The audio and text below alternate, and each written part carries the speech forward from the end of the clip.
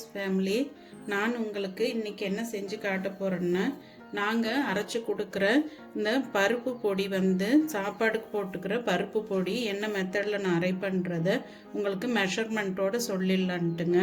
இப்போ நான் ரொம்ப கம்மி அளவில் தான் எடுத்துருக்குறேன். ஏற்கனவே நேற்று ஒரு செட்டு அரைச்சி பேக் பண்ணியாச்சுங்க. இப்போ உங்களுக்கு இந்த வீடியோ போடலையே, என்னோடய மெத்தடில் பருப்பு பொடி எப்படி செய்கிறன்றதை ஒரு வீடியோவாக போடலான்றதுக்கோசரம் தான் நான் அளவாக எடுத்து உங்களுக்கு எப்படி செய்கிறதுன்றதை காட்டலான்ட்டு இருக்கிறேங்க. இப்போ அதுக்கு என்னென்ன இன்க்ரீடியன்ட்ஸ் வேணுன்றதை சொல்கிறேன்.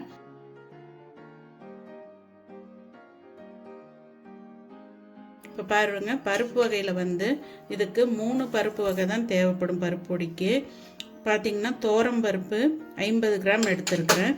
அடுத்தது பொட்டுக்கடலை உடச்ச கடலைன்னு சொல்லுவாங்க இல்லைங்களா, அது 50 கிராம்.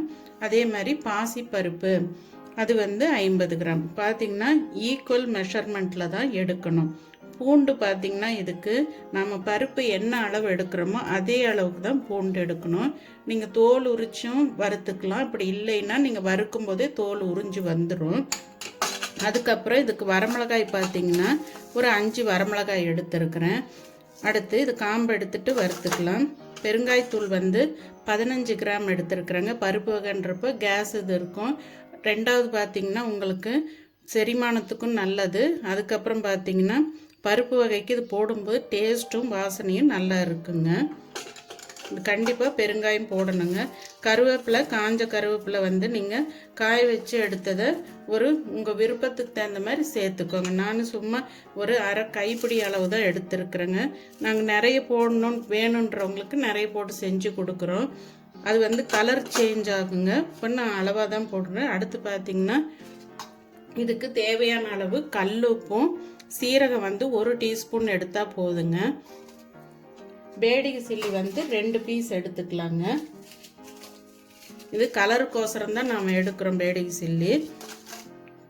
சோலார் ட்ரையரில் காய வச்சதுங்க. இப்போ நல்ல மழையும் பனியும் இருக்கிற சீசன் இது நம்மளுக்கு நல்ல சப்போர்ட் பண்ணுதுங்க. இந்த சோலார் ஃபோனில் நாம் வைக்கும்போது, ட்ரையரில் வைக்கும்போது லைட்டாக ஒரு சூரிய ஒளி இருந்தால் போதும், அதுக்குள்ளே நம்மளுக்கு நல்ல ஹீட்டாக இருக்குங்க. வெளியில் உங்களுக்கு பனியாக இருந்தாலும். புளியும் பாருங்கள், வத்த குழம்பு ரெடி மிக்ஸுக்கு நான் ஒருத்தர் கேட்டிருக்காங்கட்டு காய வச்சேன். இதோட சவுண்டு பாருங்கள், உங்களுக்கு காஞ்சாதான் இந்த சவுண்டு வருங்க. அடுத்து பார்த்திங்கன்னா இதுவும் அந்த கலகலப்பு சவுண்டு இருக்குங்களா, இதே இந்த பனிக்கு நீங்கள் வெளியே வச்சிங்கன்னா கண்டிப்பாக காயாது. இது நிறைய பேருக்கு தேவைப்படும். நீங்கள் யாராவது வேணும்னா ஆர்டர் கொடுங்க, நாங்கள் உங்களுக்கு என்ன அளவில் வேணுமோ செஞ்சு கொடுக்குறோம். இது ரொம்ப யூஸ்ஃபுல்லாக இருக்குங்க. உங்களுக்கு மழை காலத்துலலாம் இந்த குழம்பு பொடி அரைக்கிறதுக்கெலாம் ரொம்ப கஷ்டப்படுவாங்க. காய வச்சுட்டு மழை வருதுன்னு ஓடி போய் எடுக்க வேண்டிய வேலை இருக்கும். இதுன்னா அது பாட்டுக்கு நாம் வச்சுட்டு தைரியமாக இருக்கலாங்க. இப்போ வாங்க எப்படி செய்கிறதுன்றதை பார்ப்போம். ஸ்டவ் பற்ற வச்சு கடாய் வச்சுக்கலாம். ரொம்ப ஹை ஃப்ளேமில் வச்சு வறுக்கணும்னு அவசியம் கிடையாதுங்க. நார்மல் நல்லா சிம்மிலேயே தான் பொறுமையாக தான் வறுக்கணும். பருப்பு பொடிக்கலாம் டக்குன்னு ஹை ஃப்ளேமில் வச்சு வறுத்துட்டிங்கன்னா அதோட வாசனை போய் ஒரு மாதிரி நம்மளுக்கு அந்த அடி பிடிச்ச ஸ்மெல், தீஞ்ச ஸ்மெல்னு சொல்லுவாங்க இல்லையா, அந்த ஸ்மெல்லு வர ஆரம்பிச்சிடும். கடாய் ஹீட் ஆனதுக்கப்புறம் சிம்மில் வச்சுக்கோங்க. காஞ்சாதான் நம்மளுக்கு இந்த அளவுக்கு உடைக்க வருங்க. உங்களுக்கு என்ன டிஷ் செய்கிறதா இருந்தாலும் நம்மளுக்கு குழம்பு சம்மந்தம் பண்ணுறதுக்கெலாம் வரமிளகாய் அவசியம் வேணுங்க. இப்போ ஹீட் ஆகிடுச்சு. நான் தோரம்பருப்பு போட்டுக்கிறேங்க. நீங்களே ட்ரை பண்ணி போட்டு சாப்பிடும்போது ரொம்ப நல்ல ஒரு மனசு திருப்தியாக இருக்குங்க. மெஷர்மெண்ட் சொல்லியிருக்கிறேன். செய்ய முடியறவங்க செஞ்சுக்கோங்க, செய்ய முடியாதவங்க ஆர்டர் கொடுத்தீங்கன்னா நாங்கள் செஞ்சு தரோம். இது ஆந்திரா ஸ்டைலுன்னு சொல்லுவாங்க. நாங்கள் இந்த மெத்தடில் தான் செஞ்சு சாப்பிடுவோம்.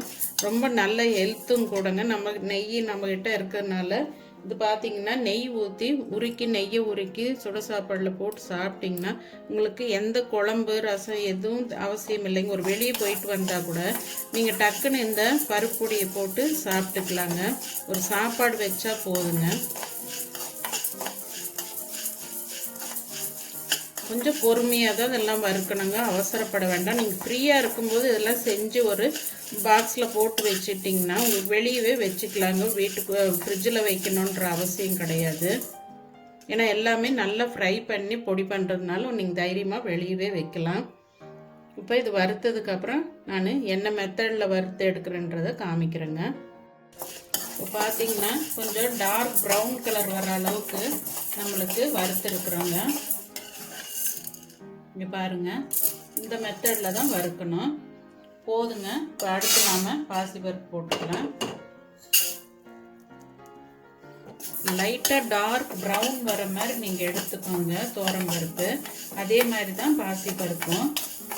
உங்களுக்கு பொட்டுக்கடலை அந்த அளவுக்கு வறுக்க வேண்டியது இல்லைங்க, ஏற்கனவே அது கொஞ்சம் நல்லா ட்ரையாக இருக்கிற ஐட்டம் தான். அதனால் நீங்கள் ஓரளவுக்கு வறுக்கும் போதே உங்களுக்கு அது கலர் சேஞ்ச் ஆகிடுங்க. நம்ம வறுக்கிற மெத்தடில் தான் பருப்பு பொடியோட டேஸ்ட் இருக்குங்க. நீங்கள் ஏதாவது மிஸ்டேக் பண்ணிட்டா பருப்பு பொடியோட வாசனை நம்மளுக்கு சாப்பாடில் போட்டு சாப்பிடும்போது நல்லா இருக்காதுங்க. ரொம்ப சத்தானதுங்க, நல்ல ப்ரோட்டீன் சத்து, நெய் சேர்த்து நம்ம சாப்பிடும்போது ரொம்ப குழந்தைங்கலேருந்து பெரியவங்க எல்லாருமே சாப்பிட்லாங்க. உங்களுக்கு நிறைய ஹோட்டல்ஸில் பார்த்தீங்கன்னா எடுத்தவொடனே உங்களுக்கு பருப்பு பொடியும் நெய்யும் தான் கொடுப்பாங்க. நாம் ரெகுலராக சாப்பிட முடியலன்னா ஒரு லீவ் நாள்லையாச்சும் நாம் வீட்டில் இருக்கும்போது சூடாக சாப்பாடு வடித்து இதை சாப்பிட்டுக்கலாங்க. மார்னிங் டிஃபன் சரியாக சாப்பிடாத குழந்தைங்களுக்கு நீங்கள் பார்த்தீங்கன்னா காலையில் சூடாக சாப்பாடோட நெய் கலந்து இதை கொடுத்தீங்கன்னா நல்ல ஹெல்த்துங்க அவங்களுக்கு. அவங்க இப்போ இருக்கிற படிப்பு சுமைக்கு அவங்களுக்கு இந்த மாதிரி ஹெல்த்தானது நம்ம கொடுக்கும்போது அவங்களுக்கு கொஞ்சம் ஸ்ட்ரென்த் பேலன்ஸ் ஆகிட்டே இருக்குங்க, எனர்ஜி குறையாமல் இருப்பாங்க. எது கைவிடாமல் கலக்கிறேன்னா நான் போட்டிருக்க பருப்பு அளவு ரொம்ப கம்மிங்க. இந்த கடாயும் நம்மளுக்கு இரும்பு கடாயாக இருந்தால் கொஞ்சம் பொறுமையாக பண்ணலாம். இப்போ நான் அளவாக செய்கிறதுனால இந்த கடாயில் செய்கிறதுனால கொஞ்சம் மெத்தட் மாறிடக்கூடாதுன்றனால தான் இந்த அளவுக்கு செஞ்சிட்ருக்குறேன். இப்போ இதுவும் பக்குவம் வந்ததுக்கப்புறம் காட்டுறேங்க. இப்போ பாருங்கள், பருப்பு பொடி அரைச்சிட்டு வந்தாச்சு. எப்படி நல்லா கலராக இருக்குது பாருங்கள். நம்ம அந்த பேடிகை சில்லி போட்டதுனாலையும் ரெண்டாவது பருப்புகளை நம்ம நல்லா வறுத்து அரைக்கும் போது இந்த மாதிரி உங்களுக்கு கலர் வருங்க. இது இன்னமும் நீங்கள் நெய் ஹீட் பண்ணி சுடு சாப்பாடில் போடும்போது நல்ல ஒரு கலரு டார்க் கலரில் வருங்க. இது லைட்டாக ஒரு நரநறுப்பு தன்மை இருக்கணுங்க. ரொம்ப நைஸாக இருக்கக்கூடாது, ரொம்ப கொரகொரப்பாகவும் இருக்கக்கூடாது. அது ரொம்ப நைஸாக இருந்தால் ஒரு மாதிரி சாப்பிட்றதுக்கு இதுவாக இருக்குங்க. இது கருவேப்பிலை நாம் அளவாக தான் போட்டு அரைச்சிருக்கிறோம் பாருங்கள். நல்லா இருக்குங்களா பொடி? இப்போ பார்த்தீங்கன்னா இது கருவேப்பிலை அதிகமாக போட்டதுங்க, அதனால் கலர் உங்களுக்கு இந்த மாதிரி வந்திருக்கு பாருங்கள். இது மாதிரி நிறைய பேர் கேட்குறவங்களுக்கு நாங்கள் செஞ்சு கொடுத்துட்ருக்குறோம் இந்த மாதிரி பாக்ஸுங்களில் போட்டு. நெக்ஸ்ட்டு பார்த்தீங்கன்னா இது வத்த குழம்பு பொடிங்க. இது பார்த்தீங்கன்னா உங்களுக்கு சுண்டைக்காய் எல்லாமே நாங்கள் வறுத்து போட்டுருவோம். கடைசியாக தாளிக்கிற விஷயம் கூட உங்களுக்கு இல்லைங்க. கடாயில் நல்லெண்ணெய் விட்டு உங்களுக்கு இந்த பவுடரை போட்டு தண்ணி ஊற்றினாலே போதுங்க, நல்லா இருக்குங்க டேஸ்ட்டு. இதுலேயே கடுகு உளுந்து எல்லாமே தாளிச்சுட்டுப்போம், புளி எல்லாமே இருக்கும். இது ரெடிமேடு வத்த குழம்பு மிக்ஸுங்க. ஏற்கனவே நான் வீடியோ போட்டிருக்கிறேன், பார்க்காதவங்க விருப்பம் இருக்கிறவங்க போய் பாருங்கள். அடுத்து பார்த்திங்கன்னா இது புளியோதரை பொடிங்க. புளியோதரை பொடினா இதில் புளி வராதுங்க, அது கேட்குறவங்களுக்கு நாங்கள் தனியாக ரெடி பண்ணி கொடுப்போம். இது பார்த்திங்கன்னா நீங்கள் புளிக்கரிசல் எல்லாம் தாளிச்சு விட்டு கொதித்த உடனே இந்த பொடி ஒன்று போட்டால் போதுங்க, நல்லா வாசனையாக இருக்கும், கோயில் பிரசாதமாட்டம் இருக்கும். இதுக்கு பார்த்திங்கன்னா நாங்கள் எல்லா ஐட்டமும் இதுலேயே போட்டுருவோம். அப்படி அந்த ஐட்டம் வேணும் எங்களுக்கு ரெடி மிக்ஸ் வேணுன்றவங்களுக்கு நாங்கள் நிலக்கடலேருந்து எல்லாமே நாங்கள் வறுத்து இதில் போட்டு மிக்ஸ் பண்ணி கொடுப்போம். இப்போ இந்த வத்த குழம்புக்கு வைக்கிற மாதிரி வச்சு கொடுப்பேன். இந்த ஒரு பொடி இருந்தால் போதும், உங்களுக்கு புளிக்க அரைசல் இருந்தால் போதுங்க. அப்படி வேண்டாம் எனக்கு ஃபுல்லாகவே வேணுன்றவங்களுக்கும் ரெடி பண்ணி கொடுக்குறோம். அடுத்து பார்த்திங்கன்னா இட்லி பொடி இன்னொருத்தவங்க கேட்டாங்கன்ட்டு ரெடி பண்ணிகிட்ருக்குறோம். இது இன்னும் கொஞ்சம் அரைக்கணுங்க. ரெடி ஆகிடுச்சு, கொஞ்சம் ஈரத்தன்மை பூண்டு போட்டதுனால இருக்குது. மறுபடியும் ஒரு ஓட்டினோம்னா ரெடி ஆகிடும். நல்ல நரநறுப்பு தன்மையோட பூண்டு வாசனையோட நல்லா இருக்குதுங்க மனமாக. உங்களுக்கு யாராருக்கு வேணுமோ ஆர்டர் கொடுங்க, நாங்கள் செஞ்சு கொடுக்குறோங்க. தொடர்ந்து எங்களுக்கு சப்போர்ட் பண்ணிட்டு வரீங்க, ரொம்ப நன்றிங்க. அதே மாதிரி உங்கள்கிட்ட இருந்து ஆர்டர்ஸும் எதிர்பார்க்குறோம். அதே மாதிரி நிறை குறைகளை நீங்கள் கமெண்ட் பாக்ஸில் கமெண்ட் பண்ணுங்கள். அடுத்த வீடியோவில் பார்ப்போம். பாய்.